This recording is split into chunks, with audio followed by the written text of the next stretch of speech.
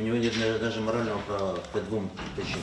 Он не участвовал. И основная причина, он призывал, чтобы не участвовали в выборах никто, не выходили на выборы. Тот, кто призывал не участвовать, и он не может кого-то обвинять, что он не договорился.